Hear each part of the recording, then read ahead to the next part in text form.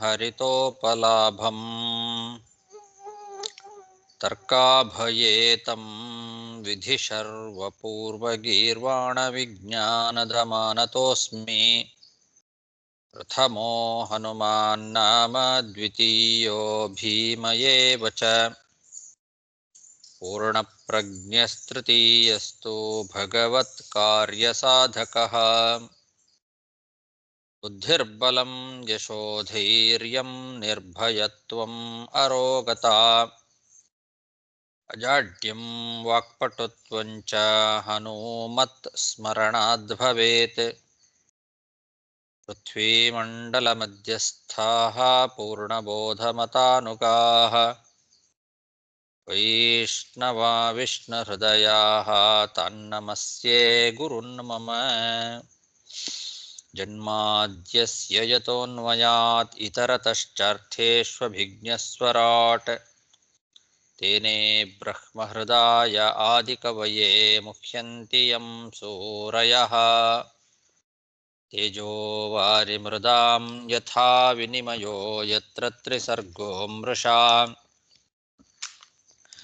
ಧಾಮ್ನಾ ಸ್ವೇನ ಸದಾ ನಿರಸ್ತಕುಹಕಂ ಸತ್ಯಂ ಪರಂ ಧೀಮಹಿ ಸೃಷ್ಟಿಸ್ಥಿತ್ಯಪ್ಯೇಹಾ ನಿಯತಿದೃಶಿತಮೋ ಬಂಧಮೋಕ್ಷಾಶ್ಚ ಯಸ್ಮಾತ್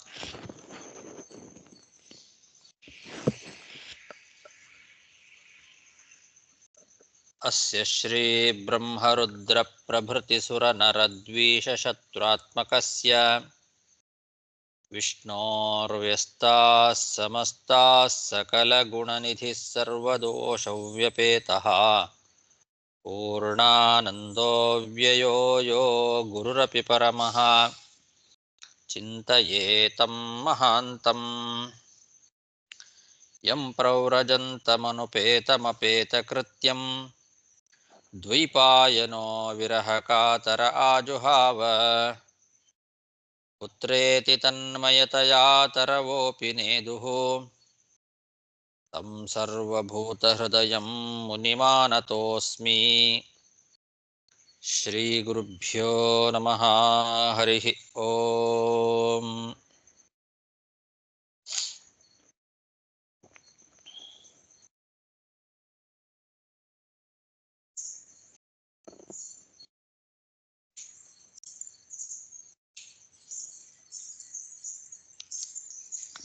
ಶ್ರೀಮದ್ಭಾಗವತದ ಸಪ್ತಮ ಸ್ಕಂಧದ 9ನೇ ಅಧ್ಯಾಯದಲ್ಲಿ ಇವತ್ತು 25ನೇ ಶ್ಲೋಕ.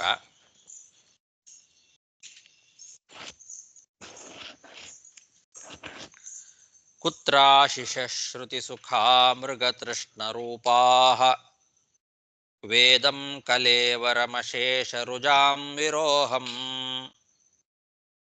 ನಿರ್ವಿದ್ಯತೆ ನತು ಜನೋ ಯದಪೀಹ ವಿದ್ವಾನ್ ಕಾಮಾನಲಂ ಮಧುಲವೈಃ ಶಮಯನ್ ದುರಾಪೈಃ. ಪ್ರಹ್ಲಾದ ಈ ಸಂಸಾರ ಅಂತನ್ನೋದು ಬೇಡ ಅನ್ಲಿಕ್ಕೆ ಮತ್ತೂ ಒಂದು ಕಾರಣವನ್ನ ಈ ಶ್ಲೋಕದಲ್ಲಿ ಹೇಳ್ತಾ ಇದ್ದಾನೆ. ಈ ಸಂಸಾರ ಸುಖ ಅಂತನ್ನೋದು ಹೇಯವಾದದ್ದು ಅಂತನ್ಲಿಕ್ಕೆ ಇದು ಒಂದು ಕಾರಣ. ಹಿಂದೆ ಅನೇಕ ಕಾರಣಗಳನ್ನು ಕೊಟ್ಟ. ಆದ್ರಿಂದ ನನಗೆ ಇದ್ಯಾವುದು ಬೇಡ, ನ ಇಚ್ಛಾಮಿ, ಎಲ್ಲವೂ ನಾಶವನ್ನು ಹೊಂದತಕ್ಕಂಥದ್ದು ಅಂತ ಹಿಂದೆ ಹೇಳಿ, ಈಗ ಈ ಕಾರಣದಿಂದಲೂ ಕೂಡ ಸಂಸಾರ ಅನ್ನೋದು ಹೇಯವಾದದ್ದು ಅಂತ ಹೇಳ್ತಾ ಇದ್ದಾನೆ.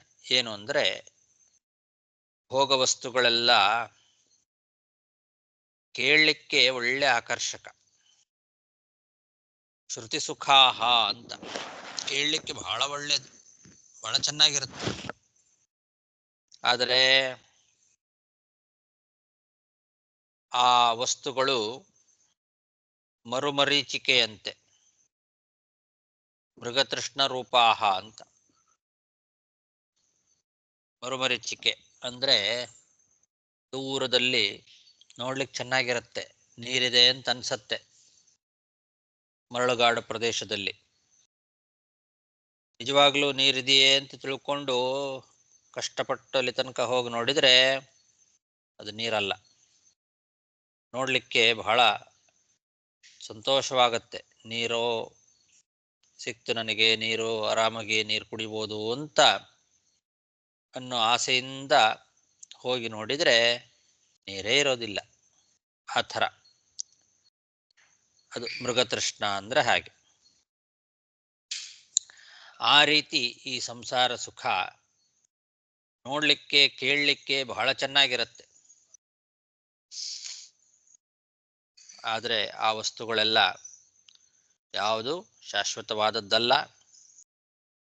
ಈ ಶರೀರ ಅಂತನ್ನೋದು ರೋಗಗಳಿಗೆ ಆಕರ. ಒಂದಲ್ಲ ಒಂದು ರೋಗಗಳು ಈ ಶರೀರದಲ್ಲಿ ಇರ್ತವೆ. ಮೇಲಿಂದ ಮೇಲೆ ರೋಗಗಳು ಹುಟ್ಟುಕೊಳ್ತಾನೇ ಇರ್ತವೆ. ರೋಗಗಳ ಉತ್ಪತ್ತಿ ಸ್ಥಾನ ಇದು.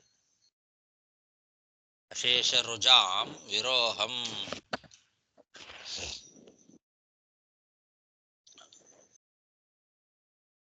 ರುಜ ಅಂದರೆ ರೋಗಗಳು. ಎಲ್ಲ ರೋಗಗಳಿಗೆ ಇದು ಉತ್ಪತ್ತಿ ಸ್ಥಾನ, ಈ ಶರೀರ ಅಂತನ್ನೋದು. ಇದೇನು ಜನರಿಗೆ ಗೊತ್ತಿಲ್ಲ ಅಂತೇನಿಲ್ಲ, ಎಲ್ರಿಗೂ ಗೊತ್ತಿದು. ಆದರೂ ಜನರಿಗೆ ವೈರಾಗ್ಯ ಬರ್ತಾನೆ ಇಲ್ಲ. ಈ ಭೋಗ ವಸ್ತುಗಳು ಶಾಶ್ವತವಾದದ್ದಲ್ಲ, ಕೇವಲ ಶ್ರುತಿ ಸುಖ ಅಂತ ಗೊತ್ತು. ಈ ಶರೀರ ಎಲ್ಲ ರೋಗಗಳಿಗೆ ಉತ್ಪತ್ತಿ ಸ್ಥಾನ, ಅನೇಕ ರೋಗಗಳು ಈ ಶರೀರದಲ್ಲಿ ಇರ್ತದೆ ಅಂತನ್ನೋದು ಗೊತ್ತು. ಇದನ್ನ ತಿಳಿದು ಕೂಡ ಜನ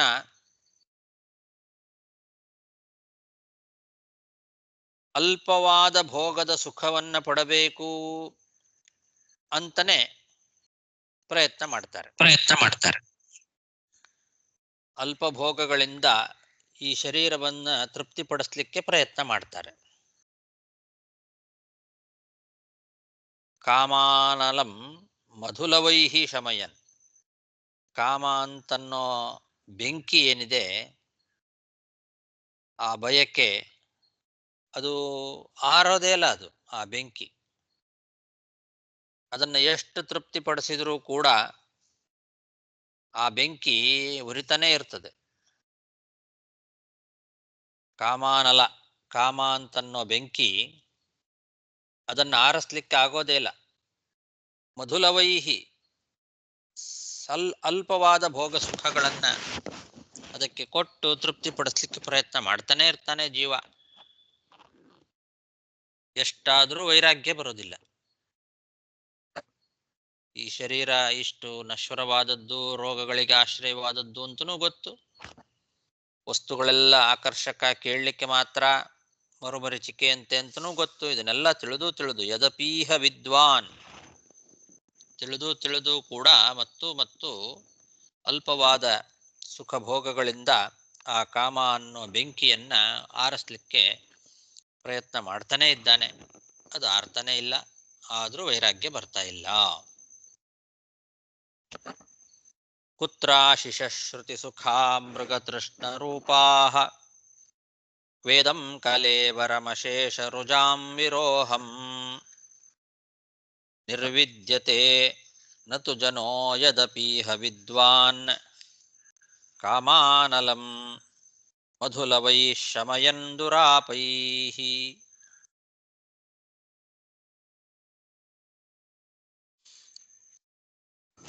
ವಾಹಂ ರಜಪ್ರಭವ ಈಶ ತಮೋಧಿಕೇಸ್ಮಿನ್ ಜಾತಃ ಸುರೇತರಕುಲೇ ಕ್ವತವಾನುಕಂಪಾ ನ ಬ್ರಹ್ಮಣೋ ನತು ಭವಸ್ಯ ನ ವೈ ರಮಾಯಾಃ ಯನ್ಮೇರ್ಪಿತಃ ಶಿರಸಿ ಪದ್ಮಕರ ಪ್ರಸಾದಃ. ಭಗವಂತ, ನೀನು ನನ್ನ ಮೇಲೆ ಎಂಥ ಅನುಗ್ರಹವನ್ನ ಮಾಡಿದ್ದಿ. ನಾನು ಅಸುರ ಕುಲದಲ್ಲಿ ಹುಟ್ಟಿದವನು. ಅಸುರ ಕುಲದಲ್ಲಿ ಕೇವಲ ತಮೋಗುಣವೇ ಹೆಚ್ಚಾಗಿ ಇರ್ತದೆ. ಅದು ವಿಷಯ ಪದಾರ್ಥಗಳ ಆಸಕ್ತಿಗೆ ಉತ್ಪತ್ತಿ ಸ್ಥಾನ, ಅದು ತಮೋಗುಣ. ವಿಷಯ ಪದಾರ್ಥಗಳನ್ನ ಅಪೇಕ್ಷೆ ಪಡೋದರಲ್ಲಿ ಆ ತಮೋಗುಣವೇ ಪ್ರಧಾನವಾದದ್ದು. ಅಂತಹ ತಮೋಗುಣವೇ ಹೆಚ್ಚಾಗಿ ಇರುವಂತಹ ಅಸುರ ಕುಲದಲ್ಲಿ ಹುಟ್ಟಿದವನು ನಾನು. ಅಂಥ ನಾನೆಲ್ಲಿ, ನನ್ನಲ್ಲಿ ಕೃಪೆಯನ್ನ ಮಾಡ್ತಾ ಇರ್ತಕ್ಕಂತಹ ನೀನೆಲ್ಲಿ? ನೀನೇನು ನನ್ನ ಮೇಲೆ ಅನುಗ್ರಹ ಮಾಡ್ತಾ ಇದ್ದಿ, ದೊಡ್ಡ ಅನುಗ್ರಹ.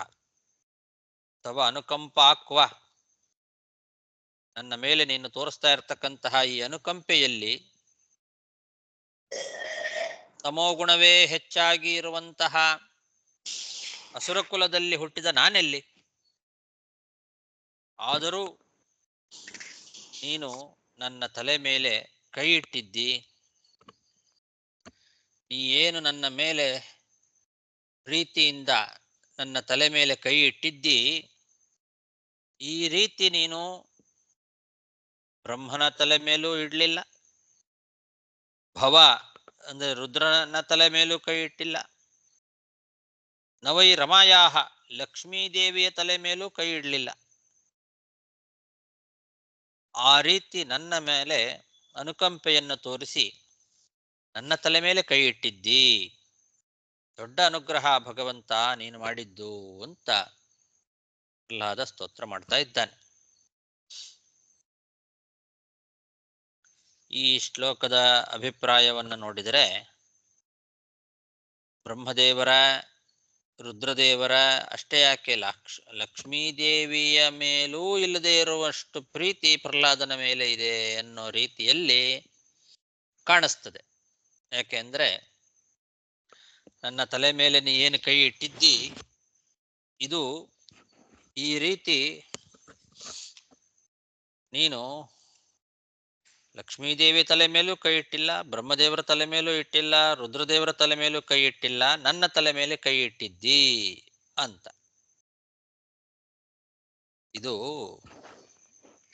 ಯಾಕೆ ಹೀಗೆ ಹೇಳಿದ್ದಾರೆ ಅಂತಂದ್ರೆ ಅಸುರ ಮೋಹನೆಗೋಸ್ಕರ ಹೇಳಿದ ಮಾತಿದು ಅಂತ ಇಟ್ಕೊಳ್ಬೇಕು. ಇದರ ಅಭಿಪ್ರಾಯ ಬೇರೆನೇ ಇದೆ. ಮೇಲ್ನೋಟಕ್ಕೆ ಕಾಣುವ ಅರ್ಥವನ್ನ ಇಟ್ಕೊಂಡು ಬಿಟ್ರೆ ಮಹಾ ಅನರ್ಥ ಆಗ್ತದೆ. ಬ್ರಹ್ಮಾದಿಗಳ ಮೇಲೆ ಇಲ್ಲದೆ ಇರುವಂತಹ ಪ್ರೀತಿ ಪ್ರಹ್ಲಾದನ ಮೇಲಿದೆ ಅಂತ ಹಾಗೆ ತಿಳ್ಕೊಳ್ಬಾರದು. ಲಕ್ಷ್ಮೀದೇವಿಯ ಮೇಲೂ ಇಲ್ಲದೆ ಇರುವಂತಹ ಪ್ರೀತಿ ಇದು ಪ್ರಹ್ಲಾದನ ಮೇಲೆ ಇದೆ ಅಂತ ಹಾಗೆ ಅರ್ಥ ಬರುವ ಹಾಗೆ ಕಾಣಿಸ್ತದೆ. ಲಕ್ಷ್ಮೀದೇವಿಯ ತಲೆ ಮೇಲೂ ಕೈ ಇಡ್ಲಿಲ್ಲ, ಬ್ರಹ್ಮದೇವರ ತಲೆ ಮೇಲೂ ಕೈ ಇಡ್ಲಿಲ್ಲ, ರುದ್ರದೇವರ ತಲೆ ಮೇಲೂ ಕೈ ಇಟ್ಟಿಲ್ಲ, ನನ್ನ ತಲೆ ಮೇಲೆ ಕೈ ಇಟ್ಟಿದ್ದೀ ಅಂತ ಸ್ಪಷ್ಟವಾಗಿ ಇಲ್ಲಿ ವಾಕ್ಯ ನೋಡಿದ್ರೆ ಹಾಗೆ ಅರ್ಥ ಬರ್ತಾ ಇದೆ. ಏನಿದರ ಅಭಿಪ್ರಾಯ? ಹೌದಾ, ಇವನ ಮೇಲೆ ಇರುವಷ್ಟು ಪ್ರೀತಿ ಬ್ರಹ್ಮದೇವರ ಮೇಲೆ, ಲಕ್ಷ್ಮೀದೇವಿ ಮೇಲೆ, ರುದ್ರದೇವರ ಮೇಲೂ ಇಲ್ವಾ? ಅಂದ್ರೆ ಹಾಗರ್ಥ ಅಲ್ಲ. ಅಸುರ ಜನ ಮೋಹಕ್ಕೋಸ್ಕರ ಈ ರೀತಿ ಹೇಳಿದ ಮಾತು. ಇದರ ಅಭಿಪ್ರಾಯ ಏನು ಅನ್ನೋದನ್ನ ಮಧ್ವಾಚಾರ್ಯರು ಒಂದೇ ಒಂದು ವಾಕ್ಯವನ್ನ ಇಲ್ಲಿ ಹೇಳುವ ಮೂಲಕ ತಿಳಿಸಿಕೊಡ್ತಾರೆ.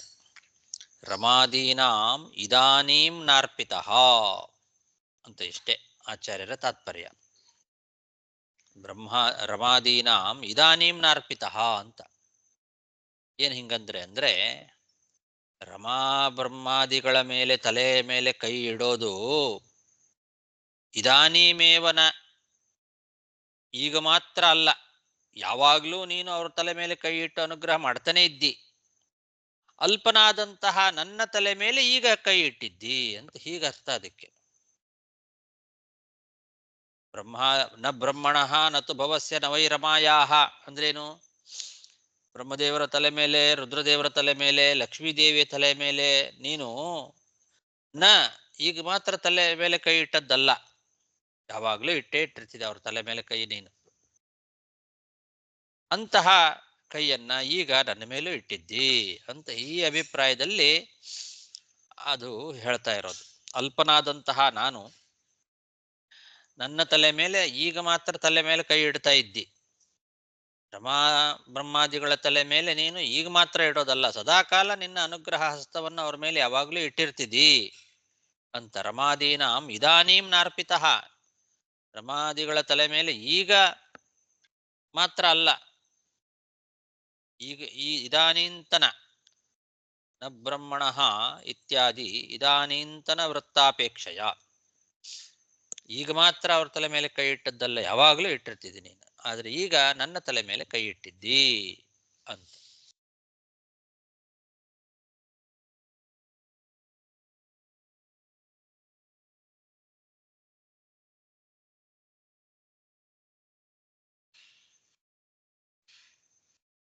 ಜೀವಗೋಸ್ವಾಮಿ ವ್ಯಾಖ್ಯಾನದಲ್ಲಿ ನೀನು ಬ್ರಹ್ಮನ ತಲೆ ಮೇಲೆ ಕೈ ಇಟ್ಟಿಲ್ಲ ಅನ್ನೋದು ಆ ಕಾಲಕ್ಕೆ ಮಾತ್ರ ಸಂಬಂಧಪಟ್ಟ ವೃತ್ತಾಂತ ಅಂತ ಹೇಳ್ತಾರೆ.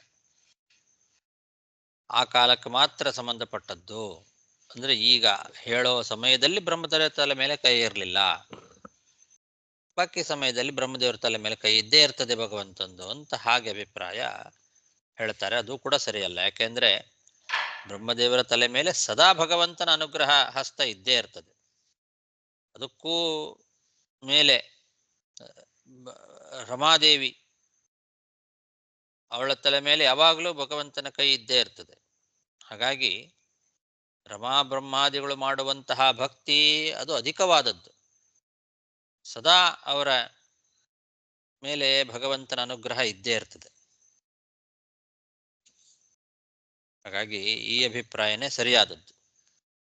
ಅವ್ರ ತಲೆ ಮೇಲೆ ಕೈ ಇಡೋದು ಈಗ ಮಾತ್ರ ಅಲ್ಲ, ನೀನು ಯಾವಾಗಲೂ ಇಟ್ಟಿರ್ತೀರಿ. ಇದಾನೀಂ ರಮಾದೀನಾಂ ಇದಾನೀಂ ನಾರ್ಪಿತಃ, ಅಂತಹ ನಿನ್ನ ಅನುಗ್ರಹ ತಲೆ ಮೇಲೆ ಕೈ ಇಡೋದು ಇವಾಗ ನನ್ನ ಮೇಲೆ ಇಟ್ಟಿದ್ದಿ, ಎಂಥ ಒಂದು ದೊಡ್ಡ ಅನುಗ್ರಹ ಅಂತ ಹೊಗಳ್ತಾ ಇದ್ದಾನೆ. ಅಸುರ ಕುಲದಲ್ಲಿ ಹುಟ್ಟಿದಂತಹ ನಾನೆಲ್ಲಿ, ನೀನು ತೋರ್ತಾ ಇರತಕ್ಕಂತಹ ಅನುಕಂಪೆಯಲ್ಲಿ, ನೀನು ನಿಜವಾಗ್ಲೂ ಕರುಣಾಳು ಅಂತ ಭಗವಂತನ ಕಾರುಣ್ಯವನ್ನ ಸ್ಮರಣೆ ಮಾಡ್ತಾ ಇದ್ದಾನೆ, ಹೊಗಳ್ತಾ ಇದ್ದಾನೆ ಪ್ರಹ್ಲಾದ. ವಾಹಂ ರಜ ಪ್ರಭವ ಈಶತಮೋಧಿಕೇಸ್ಮಿನ್ ಜಾತಃ ಸುರೇತರ ಕುಲೇ ಕ್ವತವಾನುಕಂಪಾ ನ ಬ್ರಹ್ಮಣೋ ನತು ಭವಸ್ಯ ನ ವೈ ರಮಾಯಾಃ ಯನ್ಮೇರ್ಪಿತ ಶಿರಸಿ ಪದ್ಮಕರ ಪ್ರಸಾದಃ. ಆಚಾರ್ಯ ಮಂದನಂದಲ್ಲಿ ಸ್ವಲ್ಪ ಇನ್ನು ಕೊಂಚ ವಿವರ ಕೊಟ್ಟಿದ್ದಾರೆ, ಏನು ಕೊಟ್ಟಿದ್ದಾರೆ ಮಂದನಂದಲ್ಲಿ?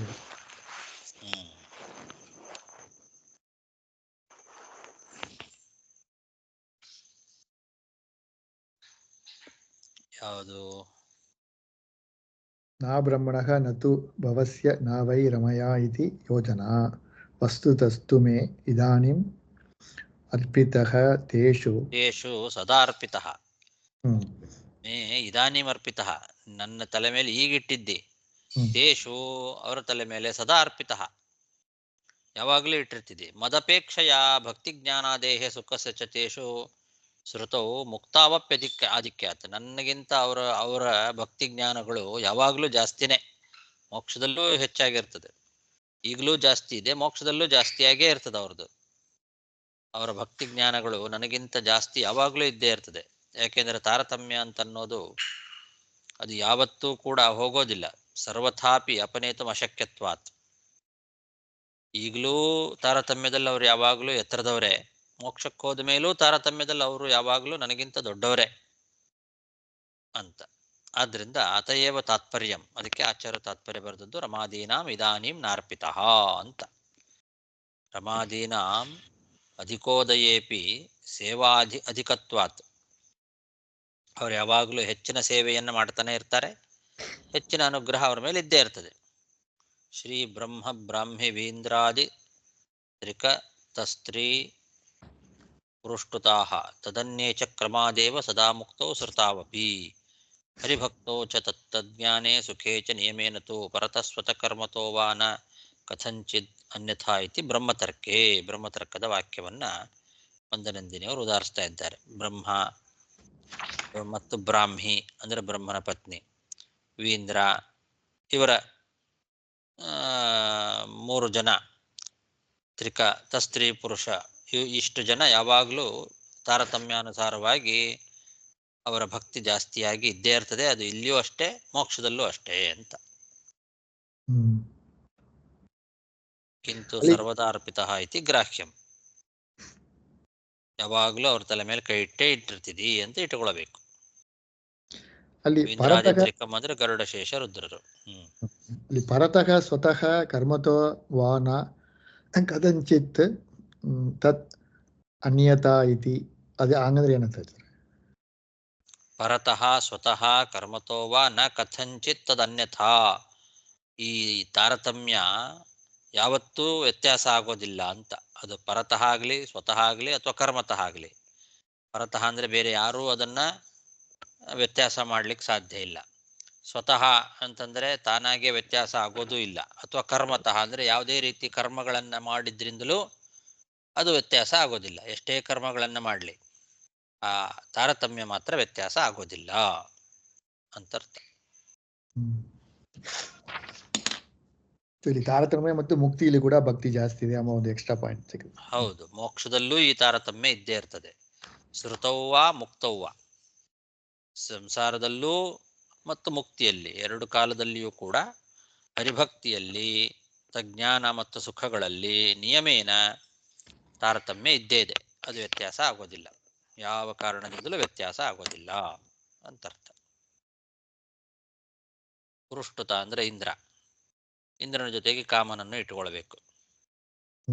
ತದನ್ಯೇ ಅನ್ನೋ ಶಬ್ದದಿಂದ ಸೂರ್ಯಾದಿಗಳನ್ನು ಇಟ್ಟುಕೊಳ್ಬೇಕು. ಈ ತಾರತಮ್ಯ ಏನಿದೆ ಅದು ಪರತಃ, ಅದನ್ನು ಬರೆದಿದ್ದಾರೆ ನೋಡಿ ಕೊನೆಗೆ. ಪರತಃ ಅಂದರೆ ವರಶಾಪಾದಿನ ಅಂತರ್ಥ.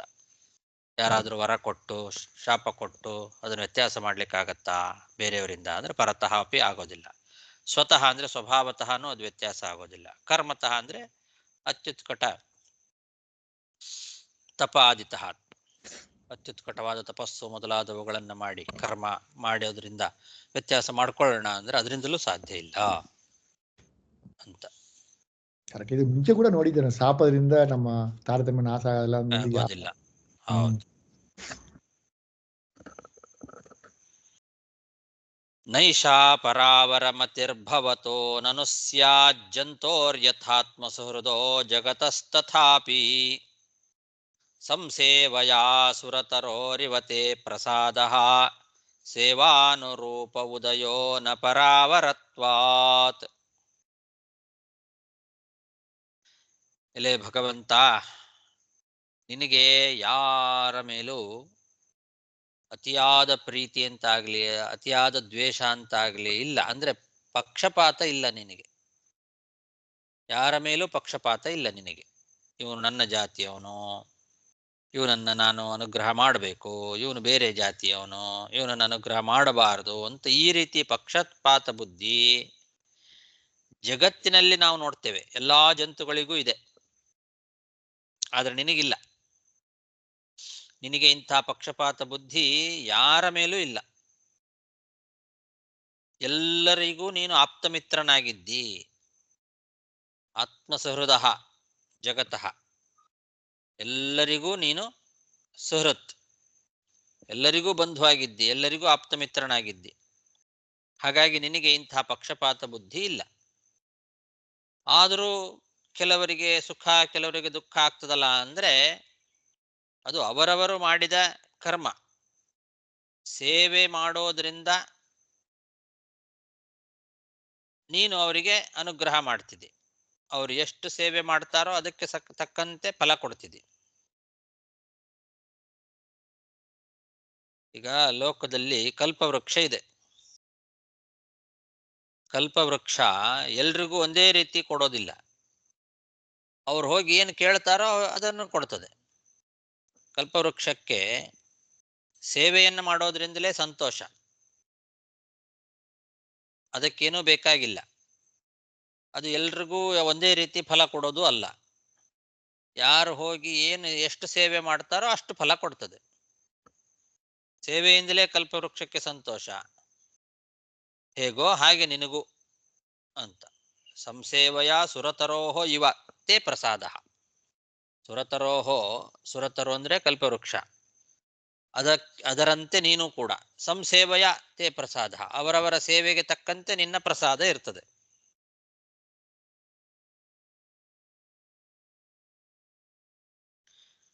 ನಾವು ಮಾಡುವ ಸೇವೆಗೆ ಅನುಗುಣವಾಗಿ ಫಲವನ್ನ, ಅಭೀಷ್ಟ ಸಿದ್ಧಿಯನ್ನ ನೀನು ನಮಗೆ ಕೊಡ್ತಿದ್ದಿ ಹೊರತು ಪಕ್ಷಪಾತದಿಂದ ಅದು ವ್ಯತ್ಯಾಸ ಆಗೋದಲ್ಲ. ನೀನು ಪಕ್ಷಪಾತ ಮಾಡಿ ವ್ಯತ್ಯಾಸ ಮಾಡಿದ್ದಲ್ಲ. ಅವರು ಮಾಡಿದ ಸೇವೆ ಅಷ್ಟಿತ್ತು, ಆ ಸೇವೆಗೆ ತಕ್ಕಂತೆ ಫಲ. ಹೀಗೆ ಯಾರ ಮೇಲೂ ನಿನಗೆ ಪಕ್ಷಪಾತ ಇಲ್ಲ ಅಂತ. ಸೇವೆಗೆ ಅನುಗುಣವಾಗಿ ಫಲ ಕೊಡ್ತಕ್ಕಂಥವನು ನೀನು ಅನ್ನೋ ಮಾತು ಇದರಲ್ಲಿ ಗೊತ್ತಾಗ್ತಾ ಇದೆ ನಮಗೆ.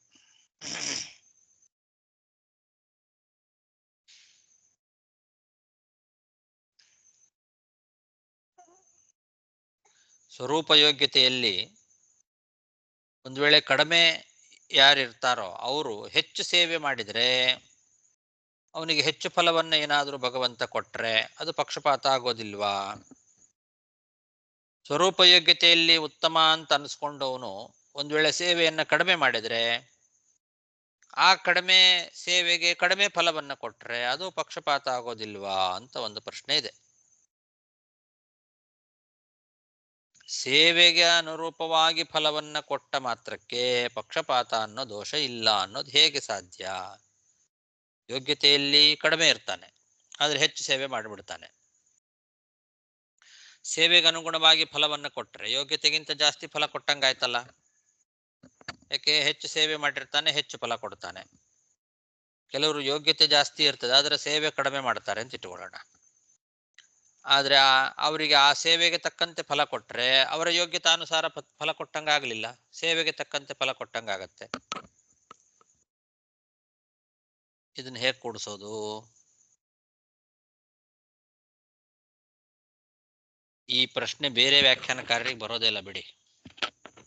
ಯಾಕೆ ಅಂದ್ರೆ ಬೇರೆ ಅವರ ಪ್ರಕಾರ ಸ್ವರೂಪ ಯೋಗ್ಯತೆ ಅನ್ನೋದೇ ಒಂದು ಇಲ್ವಲ್ಲ ಅವರಿಗೆ. ಎಲ್ಲಾ ಜೀವರು ಒಂದೇ ಅವ್ರ ಪ್ರಕಾರ. ಹಾಗಾಗಿ ಈ ಪ್ರಶ್ನೆನೇ ಅವರಿಗೆ ಬರೋದಿಲ್ಲ. ನಮ್ಮ ಸಿದ್ಧಾಂತದಲ್ಲಿ ಮಾತ್ರ ಸ್ವರೂಪ ಯೋಗ್ಯತೆ, ತಾರತಮ್ಯಕ್ಕನುಗುಣವಾಗಿ ಸೇವಾ ಫಲಗಳು ಇದೆಲ್ಲ ನಾವು. ಹಾಗಾಗಿ ನಮಗೆ ಈ ಪ್ರಶ್ನೆ ಬರೋ ಚಾನ್ಸ್ ಇದೆ. ಅದಕ್ಕೇನು ಸಮಾಧಾನ ಅಂದ್ರೆ, ಸ್ವರೂಪ ಯೋಗ್ಯತೆ ಒಂದು ವೇಳೆ ಜಾಸ್ತಿ ಆಗಿದ್ದು ಅವರು ಸೇವೆಯನ್ನ ಕಡಿಮೆ ಮಾಡಿದ್ರು ಅಂದ್ರೆ ಸ್ವರೂಪ ಯೋಗ್ಯತೆಗೆ ತಕ್ಕಂತೆ ಫಲ ಸಿಗೋದಿಲ್ವಲ್ಲ. ಅವರಿಗೆ ಸೇವೆಗೆ ತಕ್ಕಂತೆ ಮಾತ್ರ ಫಲ ಸಿಕ್ತು, ಸೇವೆ ಕಡಿಮೆ ಮಾಡಿದ್ರಿಂದ ಕಡಿಮೆ ಫಲ ಬಂತು ಅಂತ ನೀವು ಹೇಳ್ತಾ ಇದ್ದೀರಿ.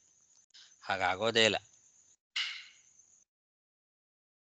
ಸ್ವರೂಪ ಯೋಗ್ಯತೆ ಒಂದು ವೇಳೆ ಜಾಸ್ತಿ ಇದ್ರೆ ಭಗವಂತ ಅವರ ಕೈಯಿಂದ ಹೆಚ್ಚಿನ ಸೇವೆ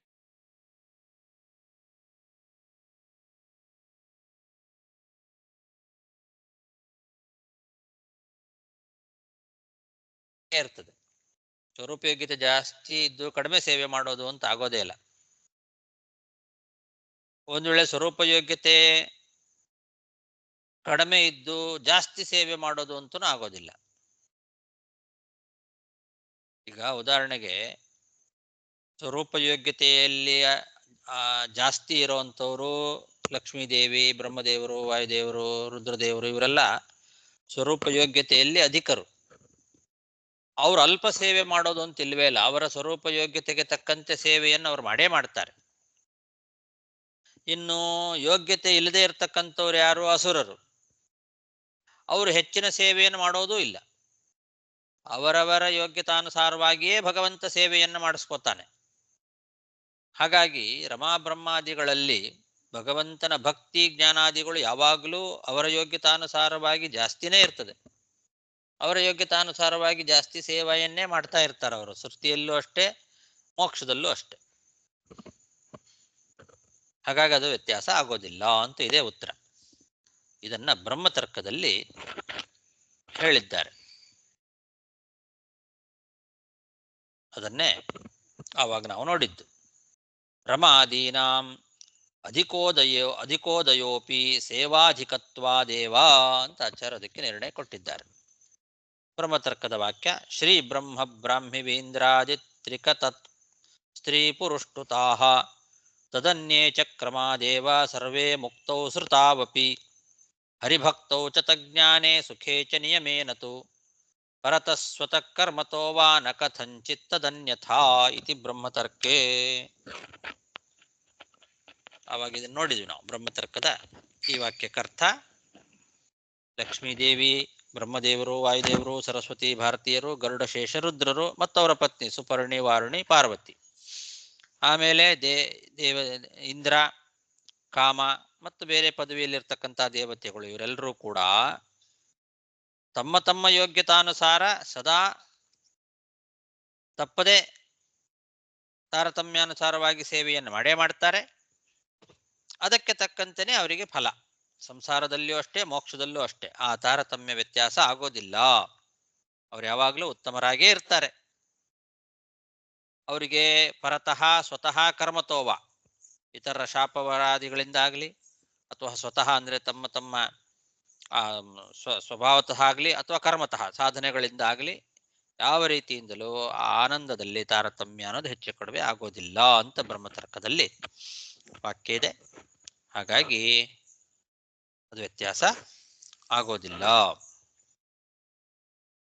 ನೈಷಾ ಪರಾವರಮತಿರ್ಭವತೋ ನನು ಸ್ಯಾಜ್ಜಂತೋರ್ಯಥಾತ್ಮ ಸುಹೃದೋ ಜಗತಸ್ತಥಾಪಿ ಸಂಸೇವಯಾ ಸುರತರೋರಿವತೆ ಪ್ರಸಾದಃ ಸೇವಾನುರೂಪ ಉದಯೋ ನ ಪರಾವರತ್ವಾತ್.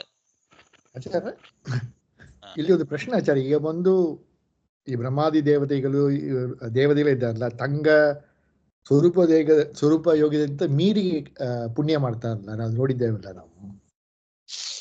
ಅದೇ ಈಗ ನಾವು ಹೇಳಿದ್ದು ಇದು ಸಾಧಾರಣ ನಿಯಮ. 99% ಇದು ವ್ಯತ್ಯಾಸ ಆಗೋದೇ ಇಲ್ಲ. ಅಂದ್ರೆ ಅವರ ಯೋಗ್ಯತೆ ಏನಿದೆ ಆ ಯೋಗ್ಯತಾನುಸಾರವಾಗಿಯೇ ಅವರ ಸೇವೆನೂ ಇರ್ತದೆ, ಆ ಸೇವೆಗೆ ಅನುಸಾರವಾಗಿ ಅವರ ಫಲನೂ ಇರ್ತದೆ ಅನ್ನೋದು ಇದು ಸಾಧಾರಣ ನಿಯಮ. 99%. 1% ಕೆಲವು ಸಮಯದಲ್ಲಿ ಚೂರು ಹೆಚ್ಚು ಕಡಿಮೆ ಆಗುವಂತ ಪ್ರಸಂಗ ಇದೆ, ತಾತ್ಕಾಲಿಕವಾಗಿ ಅಷ್ಟೇ. ಅದು ವ್ಯತ್ಯಾಸ ಸ್ವರೂಪ ಯೋಗ್ಯತೆಯಲ್ಲಂತೂ ವ್ಯತ್ಯಾಸ ಆಗೋದೇ ಇಲ್ಲ. ಸೇವೆಯಲ್ಲಿ ಸ್ವಲ್ಪ ಹೆಚ್ಚು ಕಡಿಮೆ ಆಗಬಹುದು, ಯೋಗ್ಯತೆಗೆ ಮೀರಿ ಪುಣ್ಯ ಮಾಡೋದು, ಕೆಲವರು ಯೋಗ್ಯತಾನುಸಾರ ಪುಣ್ಯ ಮಾಡದೇ ಇರೋದು. ಅವ್ರ ನಿಜವಾಗ್ಲೂ ಯೋಗ್ಯತೆ ಇರ್ತದೆ, ಆದರೂ ಕರ್ಮ ಸ್ವಲ್ಪ ವ್ಯತ್ಯಾಸ ಇರ್ತದೆ. ಆ ಕರ್ಮಾನುಸಾರವಾಗಿ ಅವರು ಇನ್ನೂ ಸಾಧನೆ ಮಾಡಬೇಕಾಗಿರ್ತದೆ, ಮಾಡಿರೋದಿಲ್ಲ, ಆವಾಗ ಆ ಫಲ ಸಿಕ್ಕಿರೋದಿಲ್ಲ ಅಂತ ಅನ್ನೋದೆಲ್ಲ ಸ್ವಲ್ಪ ಸಂಸಾರದಲ್ಲಿ ಆ ರೀತಿ ವ್ಯತ್ಯಾಸಗಳು ಬಹಳ ಅಪರೂಪವಾಗಿ ಕೆಲವು ನಡೀತದೆ ಪ್ರಾರಬ್ಧ ಅನುಸಾರವಾಗಿ. ಅದು ಹೇಗೆ ಆಚಾರ? ಅದು ಸ್ವರೂಪದಲ್ಲಿ ಇಲ್ಲದ ಒಂದು ಕರ್ಮ ಅನಾದಿಲ್ಲವಾ? ಆ ಸ್ವರೂಪದಲ್ಲೇ ಬಂದು ಅದಕ್ಕೆ ಪುಣ್ಯ ಮಾಡುವಕ್ಕೆಂಬ ಒಂದು ಇದೆಯಾ?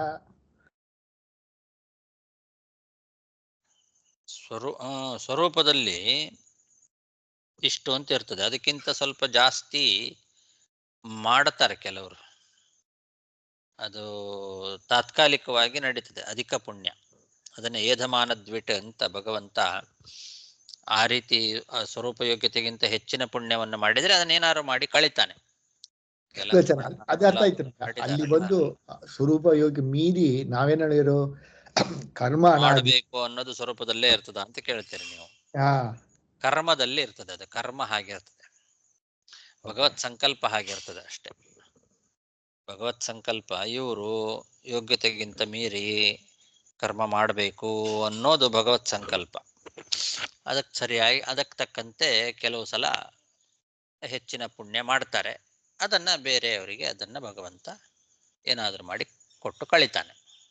ಭಗವತ್ ಸಂಕಲ್ಪ ಅಂದ್ರೆ ಯೋಗ್ಯತೆ ಇಲ್ಲ, ಭಗವಂತ ಹಂಗ ನೆನೆಸ್ತಾನ, ಮಾಡಿಸ್ತಾನೆ, ಮಾಡತ್ತೆ. ಕೆಲವು ಸಲ ಹಾಗಾಗತ್ತೆ. ಇದಕ್ಕೆ ಪ್ರಮಾಣ ಎಲ್ಲಿದೆ ಆಚಾರ್ಯ? ನೀವು ಹೇಳ್ತಿರಲ್ಲ ಈ ತರ ಬಂದು ಭಗವತ್ ಸಂಕಲ್ಪದಿಂದ ಈ ಪುಣ್ಯ ಜಾಸ್ತಿ ನಡೀತಾ ಎಂಬಕ್ಕೆ ಯಾವ ಪ್ರಮಾಣ ಇದೆ? ಬೇಕಾದಷ್ಟು ದೃಷ್ಟಾಂತಗಳಿದೆ ಅಲ್ಲ. ಇವರು ಸ್ವರೂಪ ಯೋಗ್ಯತೆಗೆ ಮೀರಿ ಪುಣ್ಯ ಮಾಡಿದ್ರು, ಪುಣ್ಯ ಅದೇ ಪ್ರಮಾಣ. ಈ 9ನೇ ಅಧ್ಯಾಯದಲ್ಲಿ ಕೂಡ ಬರ್ತದೆ, 30ನೇ ಶ್ಲೋಕ, ರೈಟ್? ಅಪಿಚೇತ್ ಸುಧುತಾಚಾರಃ ಭಜತೆ ಮಾಂ ಅನನ್ಯ ಭಾಕ್ ಸಾಧುರೇವ ಸ ಮಂತವ್ಯಃ ಸಮ್ಯಕ್ ವ್ಯವಸ್ಥಿತೋ ಹಿ ಸಹ, ರೈಟ್? ಅಲ್ಲಿ ಚಂದ್ರ ದೃಷ್ಟಾಂತ, ಸುಗ್ರೀವ ದೃಷ್ಟಾಂತ ಎಲ್ಲ ಕೊಡ್ತಾರೆ ನಿಮಗೆ. ಹೌದು, ಅದೆಲ್ಲ ತಾತ್ಕಾಲಿಕವಾಗಿ ಕರ್ಮ, ಪ್ರಾರಬ್ಧ ಕರ್ಮಕ್ಕನುಸಾರವಾಗಿ ಕೆಲವು ಪಾಪಗಳನ್ನ ಮಾಡ್ತಾರೆ, ಪಾಪಕರ್ಮಗಳನ್ನು ಮಾಡ್ತಾರೆ ಅವರು. ಆದರೂ ಯೋಗ್ಯತೆ ಅವ್ರದ್ದು ಒಳ್ಳೆಯದೇ ಇರೋದ್ರಿಂದ ಆ ಯೋಗ್ಯತೆಯನ್ನು ನೋಡಿ ಭಗವಂತ ಆ ದುರಾಚಾರದಿಂದ ಬರುವಂತಹ ಪಾಪಗಳನ್ನ ಕಳೆದು ಬಿಡ್ತಾನೆ.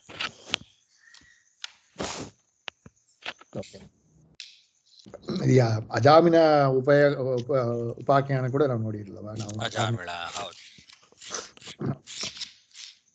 ಫೈನಲಿ ಇದು ಈ ಬ್ರಹ್ಮತರ್ಕದಲ್ಲಿ ಹೇಳಿದ್ದು, ವ್ಯತ್ಯಾಸ ಆಗೋದಿಲ್ಲ, ಯೋಗ್ಯತೆ ವ್ಯತ್ಯಾಸ ಆಗೋದಿಲ್ಲ ಅನ್ನೋದು ತಾತ್ಪರ್ಯ. ಕರ್ಮಗಳಲ್ಲಿ ಸ್ವಲ್ಪ ಹೆಚ್ಚು ಕಡಿಮೆ ಆದರೂ ಕೂಡ ಕೊನೆಗೆ ಆ ಯೋಗ್ಯತೆ ಏನಿದೆಯೋ ಅದಕ್ಕೆ ತಕ್ಕಂತೆಯೇ ಅವರಿಂದ ಸೇವೆಯನ್ನು ತಗೊಂಡು ಅದಕ್ಕೆ ತಕ್ಕಂತೆಯೇ ಫಲ ಕೊಡ್ತಾನೆ. ಇದು ದೇವತೆಗಳ ಲೆಕ್ಕದಲ್ಲಿ ಸಾಧಾರಣವಾಗಿ ಯಾವತ್ತೂ ಹಾಗಾಗೋದಿಲ್ಲ. ಕೆಲವು ಮಾತ್ರ, ಈ ಚಂದ್ರಾದಿಗಳ ದೃಷ್ಟಾಂತ ಸ್ವಲ್ಪ ಕೆಲವು ಕಡೆಗೆ ಮಾತ್ರ ಹಾಗಾಗೋದು ಉಂಟು.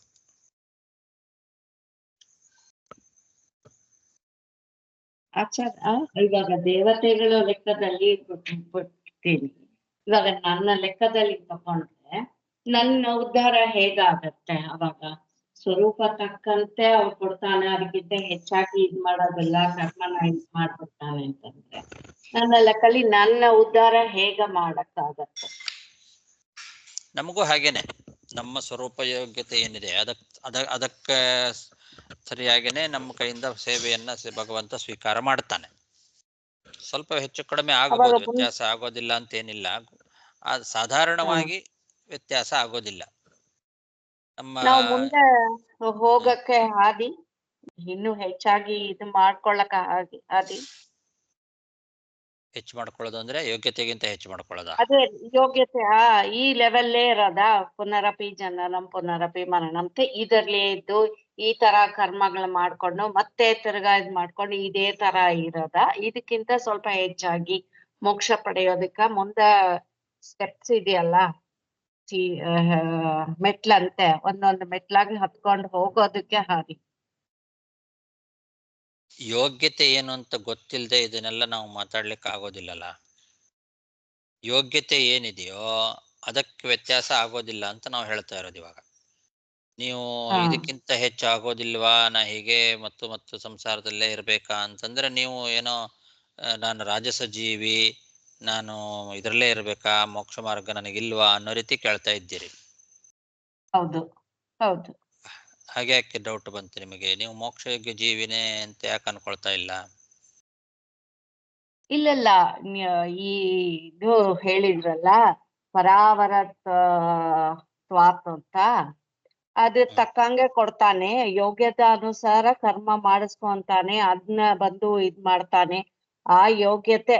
ಸೊ ಅವಾಗ ಸಮ ಮಾಡ್ಬಿಡ್ತಾನೆ ಅಲ್ವಾ ಅಂತ ಆಗತ್ತೆ ಅಲ್ಲ, ಹಾಗ ಅರ್ಥ ಆಗತ್ತೆ ಅಲ್ಲ ಅಂತ ಹಾಗ ಅರ್ಥ ಮಾಡ್ಕೊಂಡೆ ನಾನು.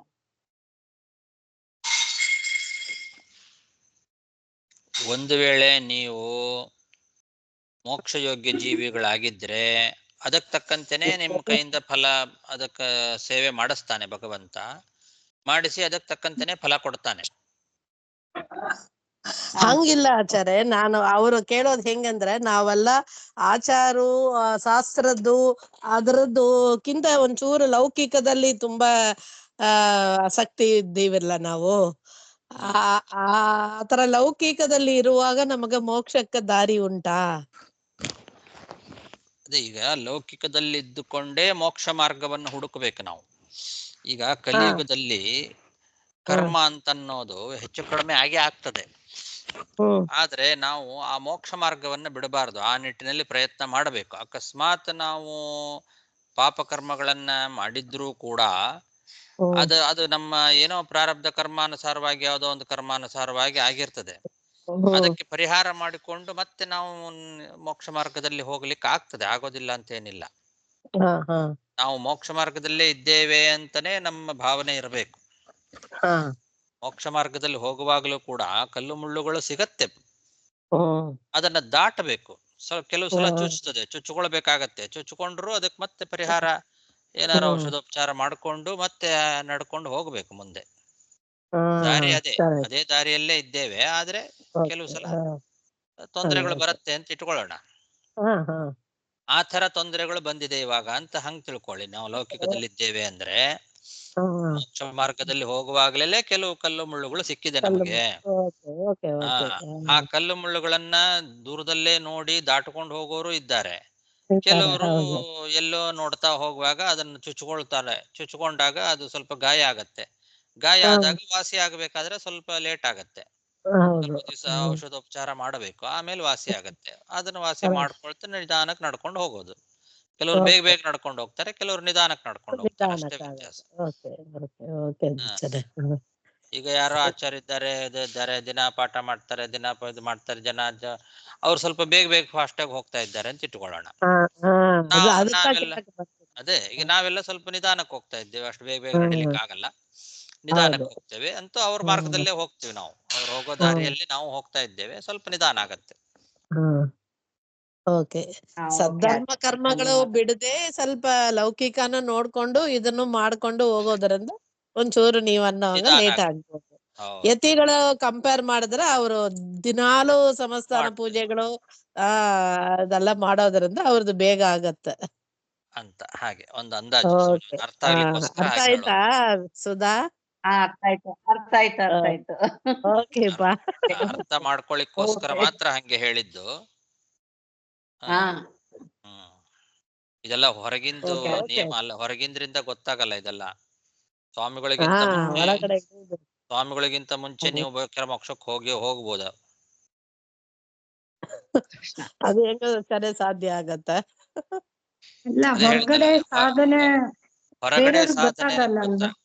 ಹೊರಗಡೆ ಸಾಧನೆ ತೀರ್ಮಾನ ಮಾಡೋದಲ್ಲ, ಇದು ಒಳಗಿಂದು. ಒಳಗಿನ ಭಕ್ತಿ, ಒಳಗಿನ ಜ್ಞಾನ ಭಕ್ತಿಗಳೇನಿದೆ ಅದನ್ನ ಮಾತ್ರ ಭಗವಂತ ನೋಡ್ತಾನೆ. ಆಮೇಲೆ ಇನ್ನೊಬ್ರದ್ದು ಎಷ್ಟಿದೆ ಅಂತ ಬೇರೆಯವ್ರಿಗೆ ಗೊತ್ತಾಗಲ್ಲ ಅಲ್ವಾ? ನಮ್ದು ನಮಗೆ ಗೊತ್ತಾಗಲ್ಲ. ಸೊ ಅವರು ನಮ್ಗಿಂತ ಜಾಸ್ತಿ ಅಂತ ಅನ್ಕೊಳ್ಳೋಂಗೆ ಇಲ್ಲ ನಾವು, ಅಥವಾ ನಾವು ಕಮ್ಮಿ ಅಂತಾನು ಅನ್ಕೊಳ್ಳೋಂಗಿಲ್ಲ. ಹಾಗೆ.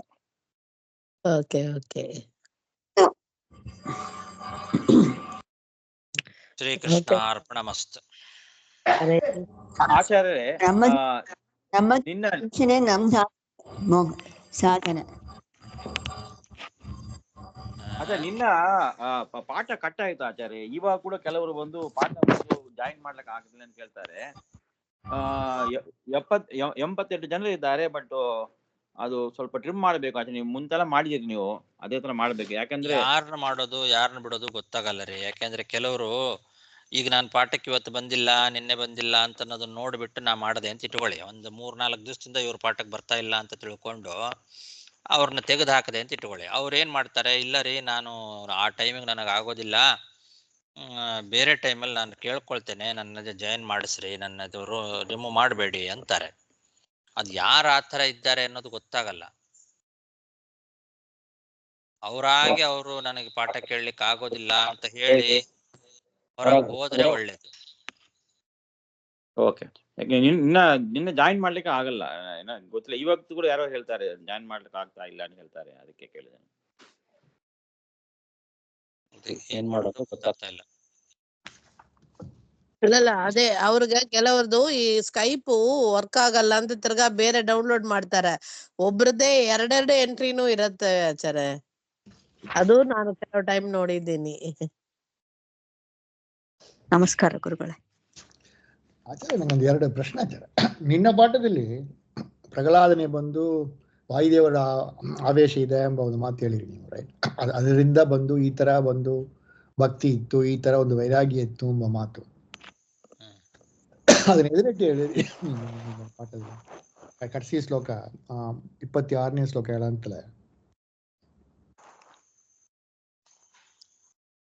ಏನಂದ್ರೆ ನೀವು ನಿನ್ನ ಪಾಠದಲ್ಲಿ ಪ್ರಹ್ಲಾದನೆ ಬಂದು ವಾಯುದೇವರ ಆವೇಶ ಇತ್ತು, ಆದ್ದರಿಂದ ಬಂದು ಅದು ಇಲ್ಲಿಲ್ಲ, ಈಗ ಇನ್ನೂ ಬಂದಿಲ್ಲ. ಅದು ನಾನು ಮುಂದಿಂದ ಇಟ್ಕೊಂಡು ಹೇಳಿದ್ದಷ್ಟೇ, ಅದು ಅಂದಾಜು ಮಾಡಿದ್ದು ನಾನು. ಇದ್ರ ಮೇಲೆ ಅವನಿಗೆ ಅಷ್ಟೊಂದು ವೈರಾಗ್ಯ ಬಂತಲ್ಲ, ಬ್ರಹ್ಮ ಪದವಿಯವರೆಗೆ ಆ ಬ್ರಹ್ಮ ಅಂತ ಬಂತಲ್ಲ ಅಲ್ಲಿ, ಒಂದು ಆವಿರಿಂಚಾತಂತ ಬ್ರಹ್ಮ ಪದವಿಯವರೆಗೆ ಇರುವಂತಹ ಯಾವ ಭೋಗ ವಸ್ತುಗಳು ಕೂಡ ಶಾಶ್ವತ ಅಲ್ಲ, ಹಾಗಾಗಿ ನನಗೆ ಅದು ಯಾವುದೂ ಬೇಡ ಅಂತ ಅಂದ ಅವನು.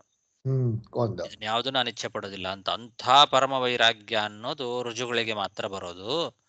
ಹಾಗಾಗಿ ಇಂಥ ಮಾತು ಅವನ ಮಾಯಿಂದ ಬಂದಿದೆ ಅಂದ್ರೆ ಅದು ವಿಶೇಷವಾಗಿ ವಾಯುದೇವರ ಸನ್ನಿಧಾನದಿಂದಲೇ ಬಂದದ್ದು ಅಂತ ನಾವು ಊಹೆ ಮಾಡಬೇಕು. ಅದಕ್ಕೆ ಈ ತಾರತಮ್ಯ ಇದ್ರಲ್ಲಿ ಬಂದು ವ್ಯಾಸರಾಜರ ಇದು ಸದರತ್ನಮಾಲಾ ದೀಪಿಕಾಲಿ ಅದು ಕೊಟ್ಟಿದ್ದಾರೆ. 15th ಕಕ್ಷಿಲಿ ತೊಗೊಂಬರ್ತಾರ. ಜನರಲ್ಲ ಎಲ್ಲಾರು 19ನೇ ಕಕ್ಷಿ, ಇವರು ಬಂದು 15ನೇ ಕಕ್ಷಿ ಹೇಳ್ತಾರ. ವಾಯುಯುಕ್ ಬಾಲಿಕಃ ಪೂರ್ವಂ ಪ್ರಹ್ಲಾದೋ ನಾರದ ಅಧಮಃ ಕರ್ಮಜೇಪ್ಯಃ ಸಹ ದೇವೇಪ್ಯಃ ಗುಣಾಧಿಕಃ ಇತಿ ಈರಿತಃ. ಇದೆಲ್ಲ ಕೋಟ್ ಮಾಡ್ತಾರೆ ಅವರು, ನೀವು ಹೇಳಿದ ಮಾತನ್ನ. ಅದನ್ನ ಇಟ್ಟು 5ನೇ ಕಚ್ಚಿ 15th ಕಚ್ಚಿ ಹಂಗೆಂಬ ಒಂದು ಮಾತನ್ನ ಹೇಳ್ತಾರೆ ಅವರು. ಅದೇ ಇದೇ ತರ ಅದು ಥಿಂಕ್ ಮಾಡಿ ಹೇಳಿರೋದು. ಅದು 4-5 ಪ್ರಮಾಣ ಈ ತರ ಎಲ್ಲ ಗುಣಗಳು ಭಾಗವತದಲ್ಲಿ ಹೇಳಿರೋದ್ರಿಂದ ಅವನನ್ನ ಸ್ವಲ್ಪ ಮೇಲಿನ ಕಕ್ಷೆಯಲ್ಲಿ ಇಡಬೇಕು ಅನ್ನೋದನ್ನ ಥಿಂಕ್ ಮಾಡಿ ಅವರೆಲ್ಲ ಜ್ಞಾನಿಗಳು ಅದನ್ನ ತೋರಿಸ್ಕೊಟ್ಟಿದ್ದಾರೆ. ಮತ್ತು ಮಧ್ವಾಚಾರದ ವಾಕ್ಯ ಅಂತೂ ಇದೆ, ಪ್ರಹ್ಲಾದನಲ್ಲಿ ವಿಶೇಷವಾಗಿ ವಾಯುದೇವರ ಸನ್ನಿಧಾನ ಇದೆ ಅನ್ನೋದು ತಾತ್ಪರ್ಯ ನಿರ್ಣಯದಲ್ಲಿ ಒಂದು ಮಾತಿದೆ. ಓಕೆ. ಇನ್ನೊಂದು 2-3 ದಿನಕ್ಕೆ ಮುಂಚೆ ನೀವು ಬಂದು ಕಿಂಪುರುಷ ಎಲ್ಲಾರು ಒಂದು ಸ್ತೋತ್ರ ಮಾಡ್ತಾರಲ್ಲ, ಕಿಂಪುರುಷರು ಬಂದು ಸ್ತೋತ್ರ ಮಾಡ್ತಾರ, ಅಲ್ಲಿ ಬಂದು ಈ ನಪುಂಸಕಲಿಂಗ ಒಂದು ಮಾತು ಹೇಳಿ ನೀವು. ವಯಂ ಕಿಂಪುರುಷಾಹ ತ್ವಂ ತು ಮಹಾಪುರುಷಃ ಈಶ್ವರಃ ಅಯಂ ಕಾಪುರುಷೋ ನಷ್ಟೋ ದಿಕ್ಕೃತಃ ಸಾಧುಭಿರ್ ಯತಃ ಎಂಬಲ್ಲಿ ನಪುಂಸಕಲಿಂಗ ತರ ಹಂಗ ಒಂದು ಮಾತು ಹೇಳಿದ್ರಿ ನೀವು. ನಪುಂಸಕಲಿಂಗ ಎಂಬುದು ಬಂದು ಇಲ್ಲವೇ ದೇವರಿಗೆ ಬಂದು ನಾವೆಲ್ಲವೇ ದೇವರ ಪ್ರತಿಬಿಂಬ. ದೇವರಿಗೆ ಬಂದು ಪುರುಷ ರೂಪ ಇದೆ, ಸ್ತ್ರೀ ರೂಪ ಇದೆ. ನಪುಂಸಲಿಂಗ ರೂಪ ಇಲ್ಲ ಎಂಬುದು ಐತ್ರೇಯಲ್ಲೇ ಹೇಳ್ತಾರೆ ನಿಮಗೆ. ಸೊ ಆಗಿರಂತಲ್ಲ ಅಲ್ಲಿ ನಪುಂಸಲಿಂಗ ಎಂಬ ಮಾತು ಯಾವ ಹೆಂಗೆ ಏನ್ ತಾತ್ಪರ್ಯ? ದೇವರಿಗಿಲ್ಲ ಅಂದ್ರೆ ಬೇರೆಯವರಿಗೆ ಇರಬಾರ್ದು ಅಂತನಾ? ಒಂದು ನಾವು ಬಿಂಬ ಪ್ರತಿಬಿಂಬದನ, ದೇವ್ರ ಏನ್ ಬಿಂಬವೋ ಅದು ಪ್ರತಿಬಿಂಬವೋ ನಾವಿದ್ದಾವಲ್ವಾ. ಅಂದ್ರೆ ಈಗ ಲೋಕದಲ್ಲಿ ಯಾರು ನಪುಂಸಕರು ಇಲ್ವೇ ಇಲ್ಲ ಅಂತ ಹೇಳೋದ ನೀವು? ಮತ್ತೆ ಕಲ್ತಾನೆ ಹೆಂಗ ಬರೋದು ಅಂತ ಕಲ್ತಾನೆ. ಈಗ ನಾವು ಬಿಂಬ ಪ್ರತಿಬಿಂಬ ಭಾವ ಬಂದು ದೇವರು ಯಾವ ರೂಪವೇ ಇಲ್ಲ ಎಂಬುದು ನಮ್ಗೆ ಹೆಂಗ ಆ ರೂಪ ಬರೋದು?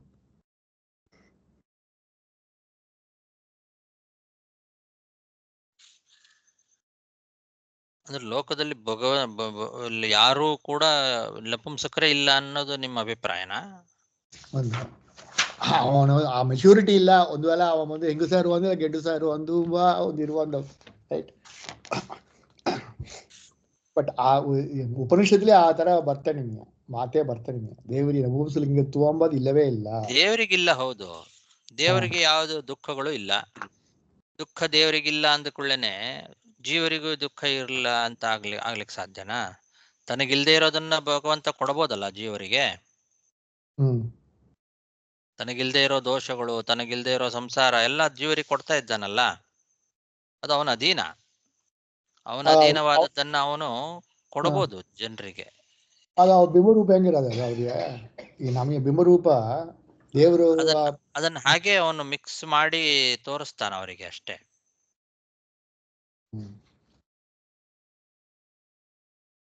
ಅದು ಅವನ ಶಕ್ತಿ, ಅದು ಭಗವಂತನ ಶಕ್ತಿನೇ ಹಾಗೆ. ಏನು ಬೇಕಾದ್ರೂ ಮಾಡೋ ಸಾಮರ್ಥ್ಯ ಅವನಿಗಿದೆ. ಎಲ್ಲಿದೆ? ಎಷ್ಟನೇ ಶ್ಲೋಕ ಹೇಳಿ? ನಾನು ಇದು ನೀವು ಇವಾಗ ಓದಿದ್ದು ಅದು ಬಂದು ಸಪ್ತಮ ಸ್ಕಂದದಲ್ಲಿ 8ನೇ ಅಧ್ಯಾಯದಲ್ಲಿ ಬಂದು 54ನೇ ಶ್ಲೋಕ. 8ನೇ ಅಧ್ಯಾಯನಾ? 54ನೇ ಶ್ಲೋಕ. 8ನೇ ಅಧ್ಯಾಯದಲ್ಲಿ 54. ಕಿಂಪುರುಷ ಉಚು 54 ಕಾ ಪುರುಷೋ ಅಂತಿದೆ ಅಲ್ವಾ? ಇಲ್ಲಿ ಕುಪುರುಷ ಇತ್ಯಪಿ ಸಾಧು ಪಾಠ. ಕಾ ಪುರುಷ ಕುತ್ಸಿತಃ ಪುರುಷ ಕುಪುರುಷತ್ವೋಪಾದಾನಂ ಧಿಕ್ಕೃತಃ ಇತ್ಯಾದಿ. ಕಿಮೋಪೇಕ್ಷಃ ಕಾಮರಮಃ ಧಿಕ್ಕೃತಃ ಆದೇಶಸ್ಯ ವೈಕಲ್ಪಿಕತ್ವ ನಷ್ಟೋ ನಾಶಿತ ಮಹಾಪುರುಷತ್ವ ಕುಪುರುಷತ್ವ ಇಲ್ಲಿ ಹೇಳಿದ್ದೆ ನಾನು. ಇಲ್ಲ, ಅಲ್ಲೇನೋ ಒಂದು ವಾಕ್ಯ ಇತ್ತು ಇದಕ್ಕ, ಬೇರೆ ಇನ್ಯಾವುದಕ್ಕೆ ಇದು ಇಲ್ಲೇ ಹೇಳಿದ್ದೆ ನಾನು. ಇಲ್ಲಿಯೇ ಹೇಳಿದ್ದೀನಿ, ನೋಟ್ ಮಾಡಿದ್ದೆ ನಾನು. ಪುರುಷನಂತೆ ಇರುವಾರು, ಪುರುಷನಂತೆ ನಪುಂಸಕಲಿಂಗ ಮಾತು ಹೇಳಿ. ವಯಂ ಕಿಂ ಪುರುಷಾಹ ತಜ್ಜಾತಯಃ ಪುರುಷಾಭಾಸಾಹ ಅಂತಿದೆ ಅಲ್ಲ ವಿಜಯಧ್ವಜ ತೀರ್ಥರು. ಕಿಂ ಪುರುಷಾಹ ಅನ್ನೋದಕ್ಕೆ ಪುರುಷಾಭಾಸಾಹ ಅಂತ ಬರೆದಿದ್ದಾರೆ. ಅದನ್ನಿಟ್ಕೊಂಡು ಹೇಳಿದ್ದು ನಾನು. ವಿಜಯಧ್ವಜ ತೀರ್ಥರ ವ್ಯಾಖ್ಯಾನದಲ್ಲಿ ಕಿಂ ಪುರುಷಾಹ ಅನ್ನೋದಕ್ಕೆ ಪುರುಷಾಭಾಸಾಹ ಅಂದ್ರೆ ಪುರುಷಾಭಾಸರು ಅಂದ್ರೆ ಪುರುಷರಲ್ಲ ಅಂತ ಅರ್ಥ. ಪುರುಷರಂತೆ ಇರ್ತಾರೆ, ಪುರುಷರಲ್ಲ ಅಂತ ಅರ್ಥ. ಸೊ ಅಲ್ಲಿ ನೀವು ಹೇಳಿರಿ ನಪುಂಸಕ ಎಂಬ ಮಾತು ಹೇಳಿದ್ರಿ. ಅದೇ ಬಂದು ಸತ್ಯಧರ್ಮ ತೀರ್ಥರು ಬಂದು ಏನು ಪಡಿದ್ದಾರೆ, ಕಿಂ ಪುರುಷಗ ತುರಂಗವದನಃ ಹಂಗೆ ಕೊಟ್ಟಿದ್ದಾರೆ. ಹಾಗಿರುತ್ತೆ. ತುರಂಗವದನ ಕುದುರೆ ಮುಖವ ಹಂಗೆ ತಕೊಂಬಕ.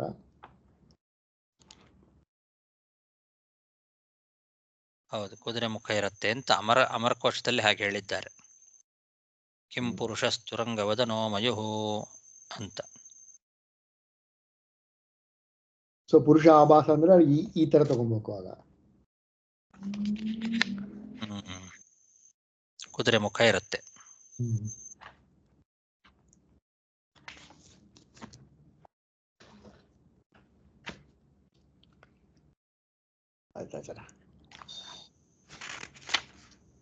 ಸತ್ಯಧರ್ಮ ತೀರ್ಥರು ಅದಕ್ಕೆ ಕುಪುರುಷ ಇತ್ಯಪಿ ಸಾಧು ಪಾಠ ಅಂತ ಬರೀತಾರೆ.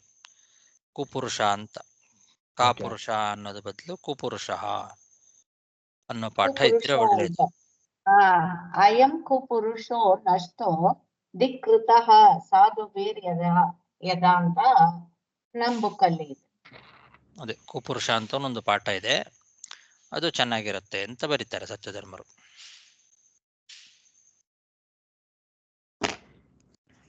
ಬಟ್ ಇದಕ್ಕೆ ಇಲ್ಲಿದ್ದ ಸಿಕ್ಕಿತ್ತು ಕಿಂಪುರುಷರಿಂದ ಅವರೋಡ ಏನು ಅವರೋಡ ಜಾಬ್ಸ್ ಎಲ್ಲ ಏನ್ ಮಾಡ್ತಾರೆ ಎಂಬೆಲ್ಲ ತುಂಬಾ ಸಿಕ್ಕಿತ್ತು. ತುಂಬಾ ದಿನ ನೋಡ್ತಾ ಇದ್ದೆ, ಇಲ್ಲಿದ್ದ ಈಗ ಸಿಕ್ಕಿತ್ತು ನಂಗೆಲ್ಲ. ಸಿದ್ಧರನ್ನ ಏನ್ ಮಾಡ್ತಾರೆ, ವಿದ್ಯಾಧರನ್ನ ಏನ್ ಮಾಡ್ತಾರೆ.